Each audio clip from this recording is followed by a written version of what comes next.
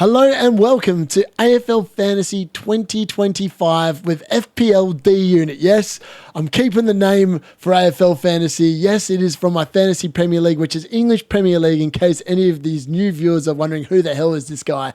That is it. I do both fantasy games and I'm pretty good at both of them as well.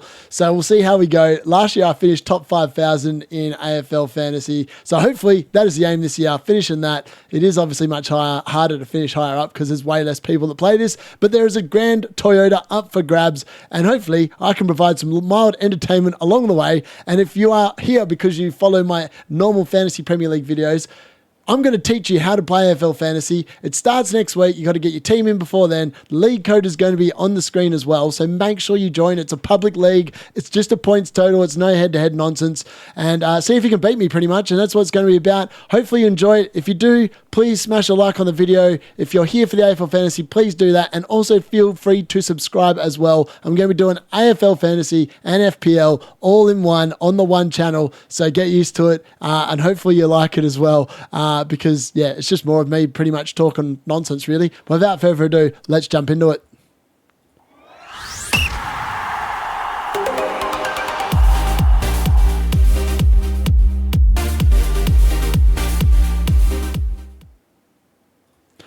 So, AFL Fantasy 2025. Now, for anyone that's never played the game before, and look, this is generally a tutorial on how it works, and generally you want players that just rack the ball up. So unlike FPL, where you get points for goals and assists and clean sheets and stuff like that, it's so much easier to score points in this, but you really want people, all your players, generally speaking, a good score is about, at least towards the end of the season, over like 2,400 points from your 22 players. And we'll get into how you score and all that, but the fundamental thing is, the more times your players touch the ball, the better off it is for your team. If they don't touch the ball, they're crap at this game, and you might as well put them in the bin. So, how do you score points? Well, you get 1 point for winning a free kick. Yes, that's right. You can get clobbered over the head. You can get tripped. It's pretty much a pansies game, really. But essentially, you get 1 point for every free kick that your player earns, and really, there's not that many that get earned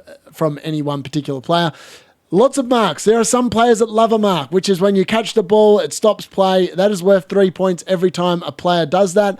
It's 3 points for every time they kick a ball. And some players love to rack up the points by kicking, but others, unfortunately, prefer to hand pass, and hand pass only gets you 2 points for every time. Lots of midfielders get upwards of 30 possessions a game. You guys do the maths. 30 times 3 is 90 points straight off the bat. You can see how you get lots of high scoring points. 1 point for a hit out. Now, your rucks, and we'll get into the ruckman in a little bit, they are the people that do the hit outs, generally speaking. Sometimes you'll get some bozo that pretends that they're a ruckman that might get an odd one. But generally speaking, it's just the rucks that get that. Every time they tap it from a stoppage or a contest, it's 1 point. Now, if you score a goal, and in FPL, it is massive when you score a goal because that's how you get most of your points. Here, it's a small contribution. 6 points for a goal. You don't actually pick players because they're going to score goals. You pick players because they're going to get marks, kicks, hand passes, and tackles. So tackles are worth 4 points. And some players lay up to like 10 tackles a game, which is 40 points straight off the bat. And that they're going to be the key players to target. 1 point, obviously, if you miss the goal and it goes through. So in AFL, you get 6 points for an actual goal, 1 point if you have a miss, and then if you miss everything entirely, you get none, and it's a free kick to the opposition. Then, obviously, you can give free kicks away in this game, and every free kick your player gives away will be minus 3 points from their score, which is highly annoying, but it is one of those things. And yeah, essentially, that's how you score all your points in AFL Fantasy. That's a rookie's guide to beginners in terms of how you score points. Now, the team configuration and the rules. So you pick a squad of 30 players from a salary of 17.8388 million, whatever it is. It's essentially on there, my squad value, and plus the 9 million that's left in the bank. So 9,000 that's left in the bank. So yeah, that's all the money you get. It's essentially what an AFL club gets to spend on their players every year. The game actually mirrors that. And your squad generally will go up in value, and we'll talk about that in a second. But yeah, You get 2 free transfers. I'm still talking FPL language. 2 free trades every week that have to be used in that week. If you don't use them, you lose them. You can't stack them. They don't roll over. You essentially need to use them every single week.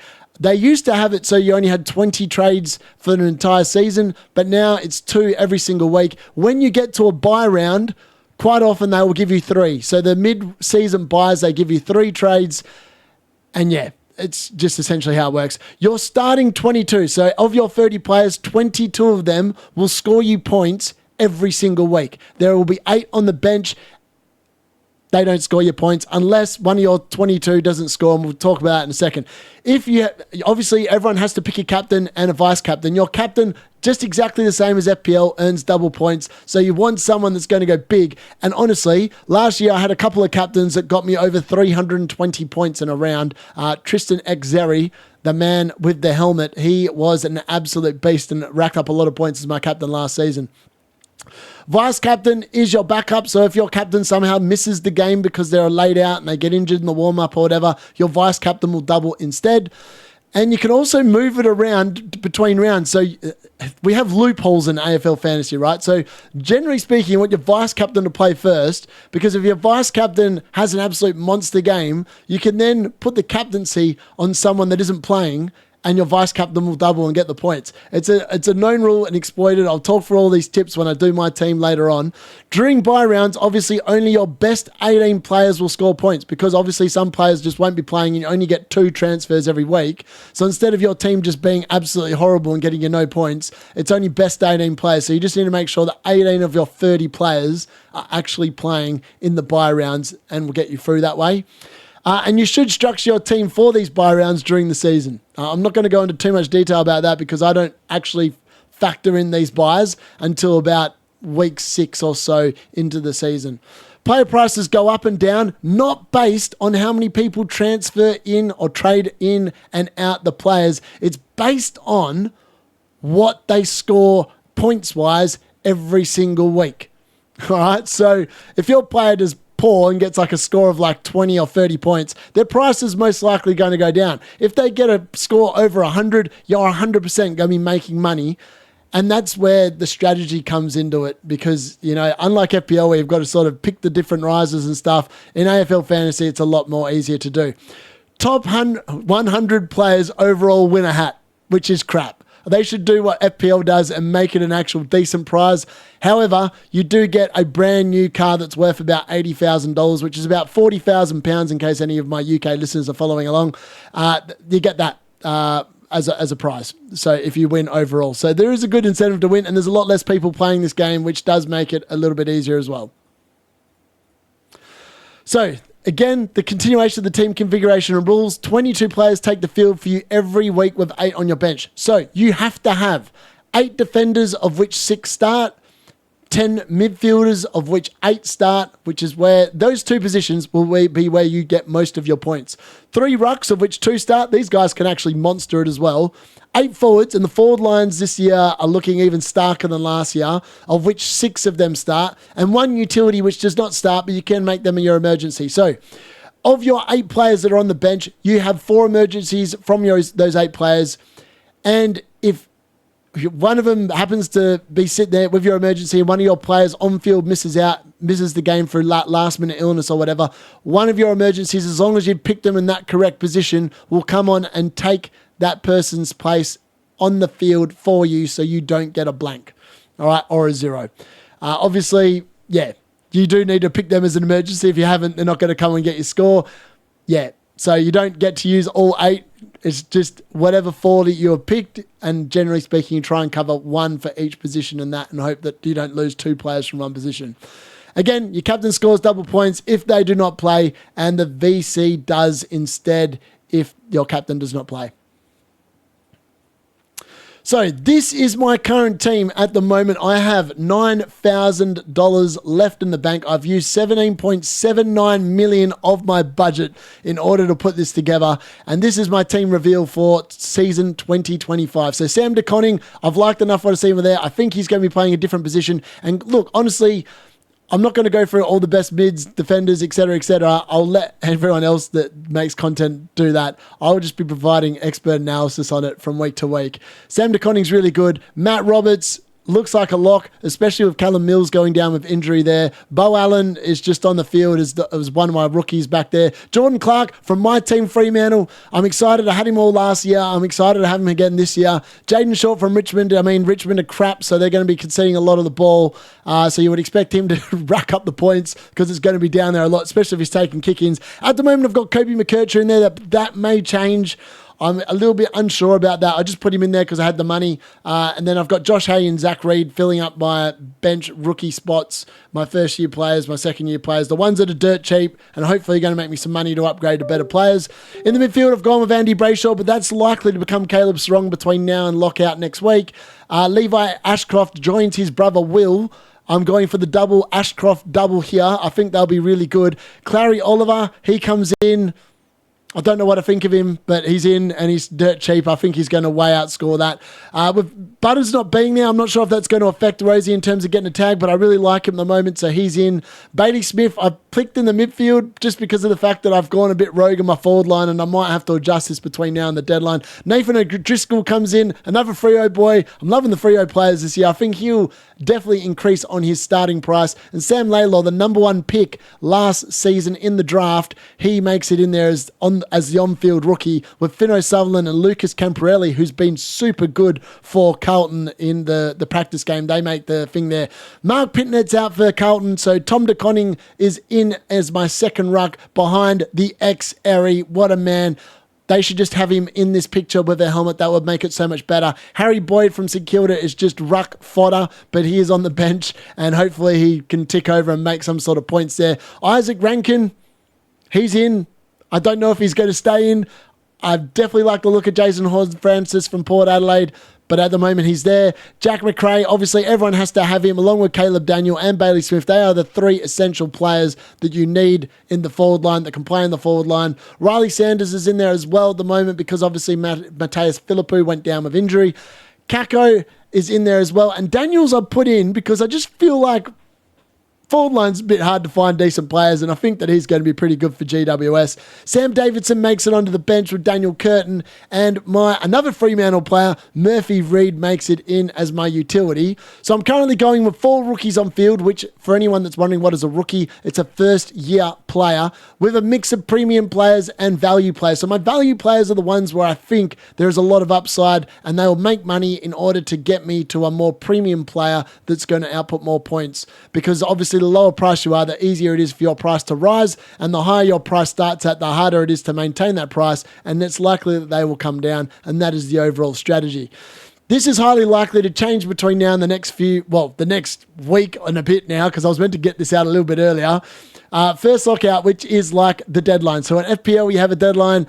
In here, you have a lockout, but it's a rolling lockout with AFL. As long as your team hasn't played, you can move players from that team to players that haven't played in that team. It's a really weird system. It's really hard to describe, except if you play it, you soon understand, and then you realize that you can move these 2 moves. And you can reverse transfers as well, which is kind of cool. In FPL, you can't reverse. In AFL Fantasy, it's a much more forgiving game. You can reverse your transfer as long as your players that are impacted by the transfers haven't already played their game that week.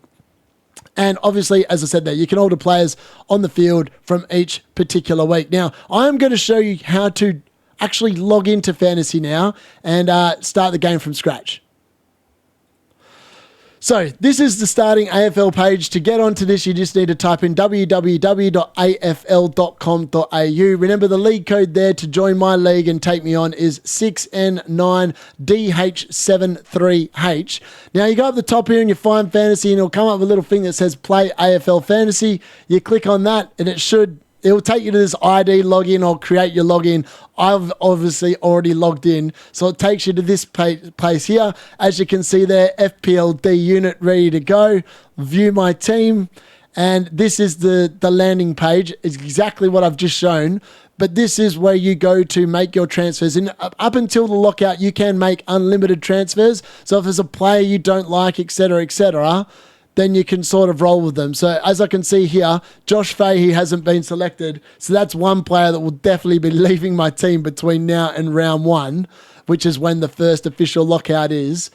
And essentially this week, it's just about not like looking at players that are playing. There's like a free round this week. These players will blank later on in the season, but you'll get only best 18 that week. It's very hard to explain, except just check the rules out on the actual AFL Fantasy website. They will do a much better job. It's much easier to read it than listen to someone actively talk about it. But over here, it's pretty simple to use. You go over here, and if you want a position, if you want a defender, you go to defender. Actually, I'm going to do this now to show you because I don't want this Josh Fahey full on my team anymore. So to change a player, if you want to transfer him out, you just press swap. Actually, no, that's a lie. You don't press swap. You actually press the red can because you want to put him in the trash, and that's what they come up with as trash. So defender, I've got 251 to spend. So you just go down. Generally, you can filter this a lot. In fact, we are going to filter this because I can't actually find what I want. So here you can pick the amount of money you want to spend. And now I'm just looking for a player that I think is likely to play, that I know the name of, and a lot of these blokes, I don't have a clue who they are. So that's really helpful. But I'm going to pick someone that I think might play. Let's have a look. Gray, Ryan, Smith, McCabe, he might play. Let's have a look. Murphy, Bazzo might play. Gibkiss. I'm just going to whack a Richmond player in. This dude is not going to be staying, but that's how you pick a player, and it automatically should save your team, I think. Yes, automatically saves as long as you've not overspent, etc., etc. You can check out all the players in the game here as well. So if you go to all positions and all prices, it should hopefully... Bear with us 1 second. It's not doing what I thought it would. Let's just... Okay. There we go. Right, we're back in business. I think. Sorry. But yeah, as you can see, I'm doing this literally live. I have got so much time. I've been making FPL videos for days. But essentially... You just go down here, you can literally check out every player in the game. They're based on the averages they scored in 2024. So the more expensive they are, the better off they're going to be. I'm also going to make one other transfer. I don't like the look of Brayshaw, so I'm actually going to get rid of him, and I'm going to bring in his teammate, Caleb Sarong. So there you go. I've made 2 transfers live in this video. It's as simple as that. You can make unlimited transfers up until the start of round 1, and then obviously you only get 2 every single week. Hopefully that makes sense. Hopefully you've liked this video. Please smash a like if you have. Subscribe to the channel if you are after AFL Fantasy. I will be doing about 2 videos on this per week. One recapping the weekend on a Monday, and then I will probably do a live show every Thursday after the teams have dropped, probably about 8 o'clock West Australian time to talk all things AFL Fantasy. Or I might do it on Friday afternoon. I'm not sure yet. I haven't made my mind up, but there will definitely be a video out next Monday. And no, not next Monday. Yeah, there will be one out on Monday covering the 2 games that are on this weekend in round 0 and what we've learned from then. And then hopefully I will have some videos out before the actual round 1 starts. So yeah, that's me. Enough rambling. Hopefully you've enjoyed that. Give it a like, give it a subscribe, and I'll see you after round 0 AFL Fantasy. Let's go.